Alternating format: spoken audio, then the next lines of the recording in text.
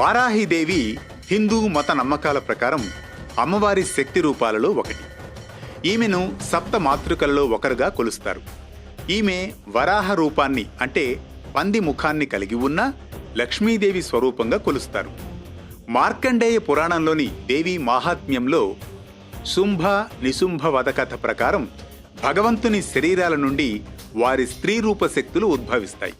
శ్రీ వారాహి పరాదేవతాయై నమో నమః. ఆనందమంగళ కర్పూర కోలాహల నీరాంజనం సందర్శయామి నమః. జై మాతా వారాహికి. శివుని నుండి శివాని, విష్ణువు నుండి వైష్ణవి, బ్రహ్మ నుండి బ్రాహ్మణి, ఇలా వరాహస్వామి నుండి వారాహి ఉద్భవిస్తుందట. వారాహి అంటే వరాహ రూపంలో చేతిలో చక్రం ఖడ్గంతో వర్ణించబడి ఉంటుంది. దేవీ మాహాత్మ్యం ఆధారమైన కథనం ప్రకారం రక్తబీజుడనే రాక్షసుణ్ణి సంహరించడం కోసం దుర్గాదేవి సప్త మాతృకలతో కలిసి పోరాడుతుంది. ఆ విధంగా అష్టమాతృకలు అవుతారు. వారాహి ఎరుపు వర్ణం చర్మంతో, గేదె వాహనంగా, చేతుల్లో ఖడ్గం, డాలు, అంకుశం, ఆయుధాలు కలిగి ఉంటుంది.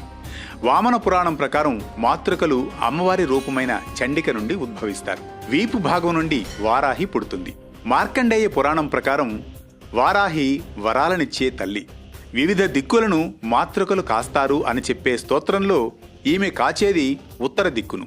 ఇదే పురాణంలో ఈమె గేదెను వాహనంగా చేసుకుందట. దేవి భాగవత పురాణం ప్రకారం వారాహిని ఇతర మాతృకలతో పాటుగా అమ్మవారు సృష్టించారు.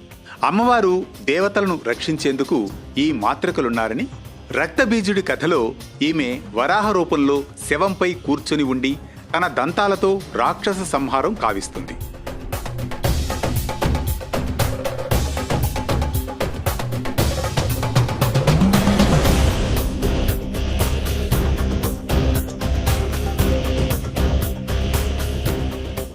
మత్స్యపురాణం ప్రకారం ఈమె జననం భిన్నంగా ఉంది. ఈ పురాణం ప్రకారం ఈమె అంధకాసురుడనే రాక్షసుని సంహరించేందుకు సహాయం కోసం శివుడి ద్వారా సృష్టించబడింది. ఈ అంధకాసురుడు కూడా రక్తబీజుడి లాగానే భూమికి రాలిన ప్రతి రక్తపు బొట్టు నుండి పుట్టుకొస్తాడు.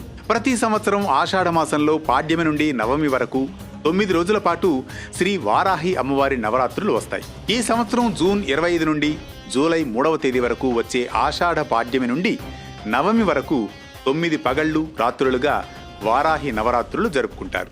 ప్రతిరోజు రోజువారీ హోమం, అభిషేకం నిర్వహిస్తారు. లక్షలాది